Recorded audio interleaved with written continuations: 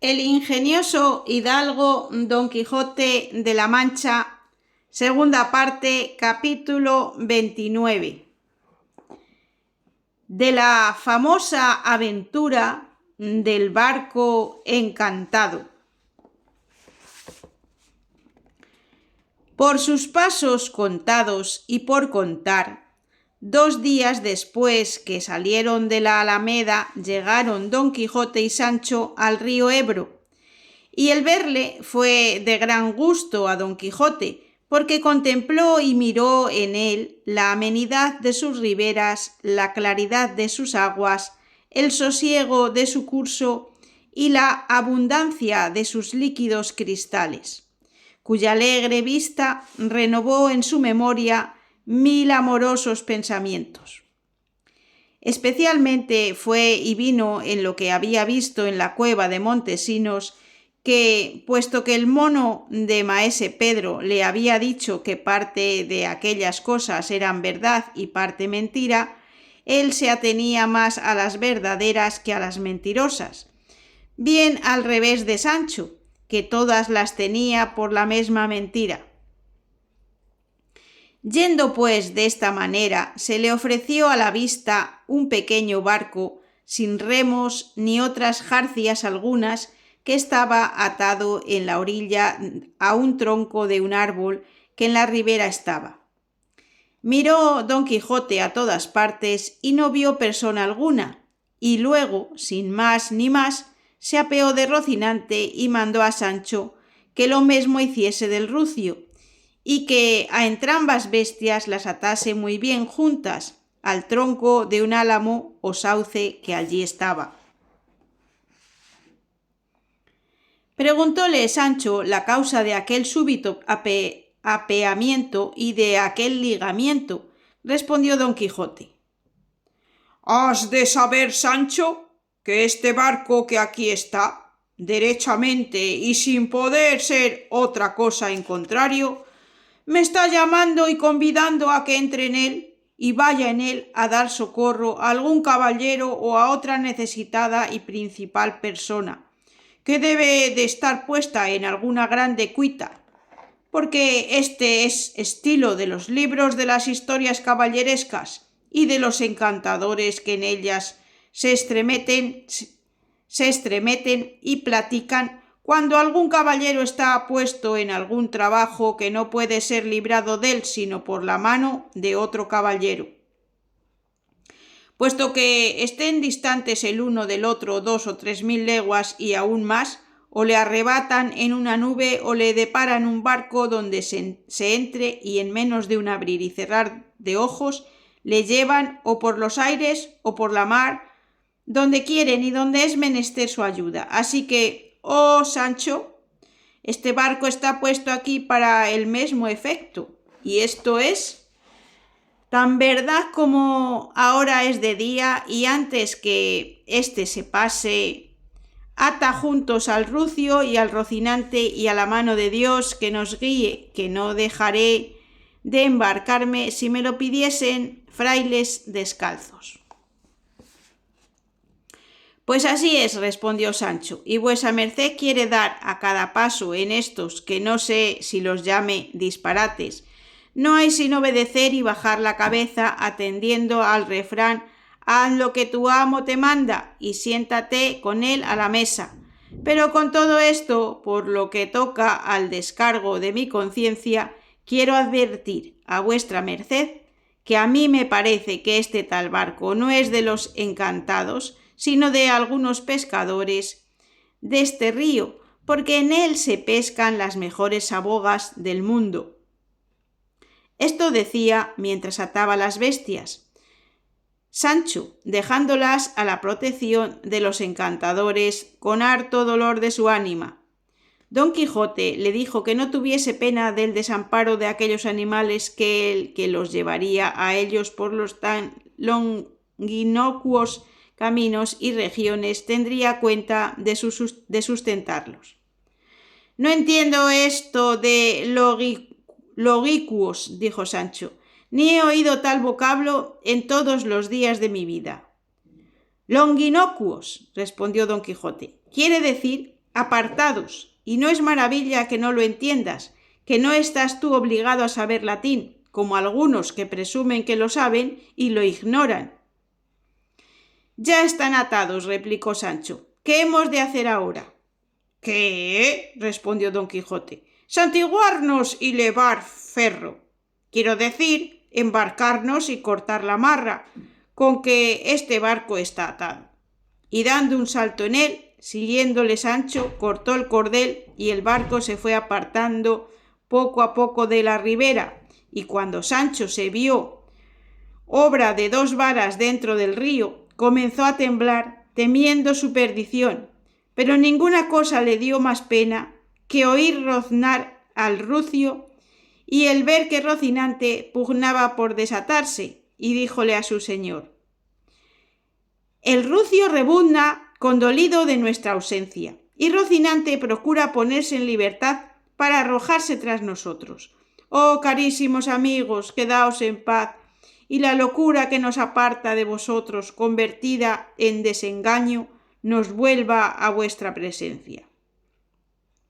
Y en esto comenzó a llorar tan amargamente que don Quijote, mohíno y colérico, le dijo: ¿de qué temes, cobarde criatura? ¿De qué lloras, corazón de mantequilla? ¿Quién te persigue? ¿O quién te acosa, ánimo de ratón casero? ¿O qué te falta, menesteroso, en la mitad de las entrañas de la abundancia? ¿Por dicha vas caminando a pie y descalzo por las montañas rifeas, sino sentado en una tabla como un archiduque por el sesgo curso de este agradable río, de donde en breve espacio saldremos al mar dilatado? Pero ya habemos de haber salido, y caminando por lo menos 700 u 800 leguas, y si yo tuviera aquí un astrolabio con que tomar la altura del polo, yo te dijera las que hemos caminado, aunque o yo sé poco, o ya hemos pasado o pasaremos presto por la línea equinocial que divide y corta los 2 contrapuestos polos en igual distancia. Y cuando lleguemos a esa leña que vuesa merced dice, preguntó Sancho, ¿cuándo habremos caminado? Mucho, replicó don Quijote, porque de 360 grados que contiene el globo de agua y de la tierra, según el cómputo de Ptolomeo, que fue el mayor cosmógrafo que se sabe, la mitad habremos caminado llegando a la línea que he dicho. Por Dios, dijo Sancho, que vuesa merced me trae por testigo de lo que dice a una gentil persona puto y gafo, con la añadidura de meón, o meo, o no sé qué, cómo. Rióse don Quijote de la interpretación que Sancho había dado al nombre y al cómputo y cuenta del cosmógrafo Ptolomeo, y díjole: sabrá Sancho que los españoles y los que embarcan en Cádiz para ir a las Indias Orientales, una de las señales que tienen para entender que han pasado la línea equinocial que te he dicho, es que a todos los que van en el navío se les mueren los piojos sin que les quede ninguno, ni en todo el bajel le hallarán. Si le pesan en oro, y así puedes, Sancho, pasear una mano por el muslo, y si topares cosa viva, saldremos de esta duda, y si no, pasado habemos. Yo no creo nada de eso, respondió Sancho, pero con todo haré lo que vuesa merced me manda, aunque no sé para qué hay necesidad de hacer esas experiencias, pues yo veo con mis mismos ojos que no nos habemos apartado de la ribera 5 varas, ni hemos decantado de donde están las alamañas 2 varas, porque allí están Rocinante y el rucio en el propio lugar donde los dejamos, y tomada la mira, como yo la tomo ahora, voto a tal que no nos movemos ni andamos al paso de una hormiga. Haz, Sancho, la averiguación que te he dicho, y no te cures de otra, que tú no sabes qué cosas sean coluros, líneas, paralelos, zodíacos, clíticas, polos, solsticios, equinoccios, planetas, signos, puntos, medidas, de que se compone la esfera celeste y terrestre, que si todas estas cosas supieras, o parte de ellas, vieras claramente que de paralelos hemos cortado, que de signos visto y que de imágenes hemos dejado atrás y vamos dejando ahora, y tómate a decir que te tientes y pesques, que yo para mí tengo que estás más limpio que un pliego de papel liso y blanco. Tentóse Sancho, y llegando con la mano bonitamente y con tiento hasta la corva izquierda, alzó la cabeza y miró a su amo y dijo: «O la experiencia es falsa, o no hemos llegado a donde vuesa merced dice, ni con muchas leguas». «¿Pues qué?», preguntó don Quijote, «¿has topado algo?». «Y aún algos», respondió Sancho, y sacudiéndose los dedos se lavó toda la mano en el río, por el cual sosegadamente se deslizaba el barco por la mitad de la corriente sin que le moviese alguna inteligencia secreta ni algún encantador escondido, sino el mismo curso del agua, blando entonces y suave. En esto descubrieron unas grandes aceñas que en la mitad del río estaban, y apenas las hubo visto don Quijote cuando con voz alta dijo a Sancho: «¿Ves? Allí, oh amigo, se descubre la ciudad, castillo, fortaleza, donde debe de estar algún caballero oprimido, o reina, infanta o princesa malparada, para cuyo socorro soy aquí traído». «¿Qué diablos de ciudad, fortaleza o castillo dice vuesa merced, señor?», dijo Sancho. «¿No echa de ver que aquellas son aceñas que están en el río donde se muele el trigo?» «Calla, Sancho», dijo don Quijote, «que aunque parecen aceñas, no lo son, y ya te he dicho que todas las cosas trastruecan y mudan de su ser natural los encantos. No quiero decir que las muden de uno en otro ser realmente, sino que lo parece, como lo mostró la experiencia de la transformación de Dulcinea, único refugio de mis esperanzas». En esto, el barco, entrando en la mitad de la corriente del río, comenzó a caminar no tan lentamente como hasta allí. Los molineros de las aceñas, que vieron venir aquel barco por el río y que se iba a embocar por el raudal de las ruedas, salieron con presteza muchos de ellos con varas largas a detenerle, y como salían enharinados y cubiertos los rostros y los vestidos de polvo de la harina, representaban una mala vista. Daban voces grandes diciendo: «¡Demonios de hombres! ¿Dónde vais? ¿Venís desesperados? ¿Qué queréis, ahogaros y haceros pedazos en estas ruedas?» «¿No te dije yo, Sancho?», dijo a esta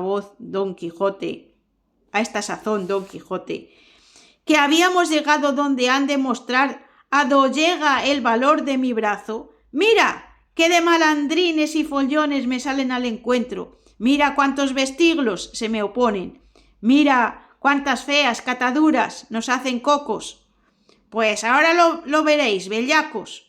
Y puesto en pie en el barco con grandes voces comenzó a amenazar a los molineros, diciéndoles: «¡Canalla malvada y peor aconsejada! Dejad en su libertad y libre albedrío a la persona que en esta vuestra fortaleza o prisión tenéis oprimida, alta o baja, de cualquier suerte o calidad que sea, que yo soy don Quijote de la Mancha, llamado el Caballero de los Leones por otro nombre, a quien está reservada por orden de los altos cielos el dar fin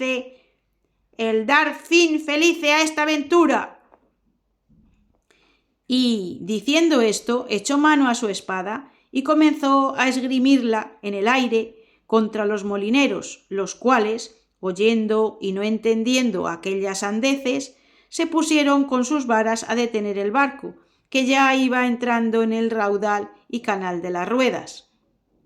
Púsose Sancho de rodillas, pidiendo devotamente al cielo le librase de tan manifiesto peligro como lo hizo con la industria y presteza de los molineros, que oponiéndose con sus palos al barco, le detuvieron, pero no de manera que dejasen de trastornar el barco y dar con Don Quijote y Sancho al través en el agua, pero vínole bien a Don Quijote, que sabía nadar como un ganso, aunque el peso de las armas le llevó al fondo 2 veces, y si no fuera por los molineros, que se arrojaron al agua y lo sacaron como en peso a entrambos, allí habría sido Troya para los dos. Puestos pues en tierra, más mojados que muertos de sed, Sancho, puesto de rodillas, las manos juntas y los ojos clavados al cielo, pidió a Dios con una larga y devota plegaria le librase de allí adelante de los atrevidos deseos y acometimientos de su señor. Llegaron en esto los pescadores, dueños del barco, a quien habían hecho pedazo las ruedas de las aceñas, y viéndole roto, acometieron a desnudar a Sancho y a pedir a Don Quijote se lo pagase, el cual, con gran sosiego, como si no hubiera pasado nada por él, dijo a los molineros y pescadores que él pagaría el barco de bonísima gana, con condición que le diesen libre y sin cautela a la persona o personas que en aquel castillo estaban oprimidas. —¿Qué personas o qué castillo dices? —respondió uno de los molineros. —Hombre sin juicio, ¿quieres te llevar por ventura las que vienen a moler trigo a estas aceñas? —Basta —dijo entre sí Don Quijote—, aquí será predicar en desierto y querer reducir a esta canalla a que por ruegos haga virtud alguna. Y en esta aventura se deben de haber encontrado 2 valientes encantadores, y el uno estorba lo que el otro intenta. El uno deparó el barco y el otro dio conmigo al través. Dios lo remedie, que todo este mundo es máquinas y trazas, contrarias unas de otras. Yo no puedo más. Y alzando la voz, prosiguió diciendo y mirando a las aceñas: Amigos, cualesquiera que seáis, que en esta prisión quedáis encerrados, perdonadme, que por mi desgracia y por la vuestra, yo no os puedo sacar de vuestra cuita. Para otro caballero debe de estar guardada y reservada esta aventura.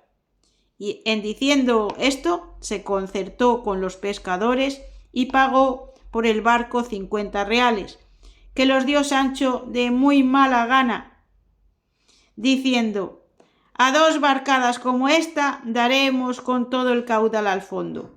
Los pescadores y molineros estaban admirados mirando aquellas 2 figuras tan fuera del uso, al parecer, de los otros hombres, y no acababan de entender a 2 encaminaban las razones y preguntas que Don Quijote les decía, y teniéndolos por locos, les dejaron y se recogieron a sus aceñas, y los pescadores a sus ranchos.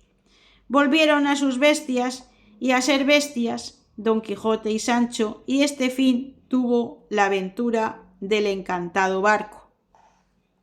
Y aquí termina el capítulo 29.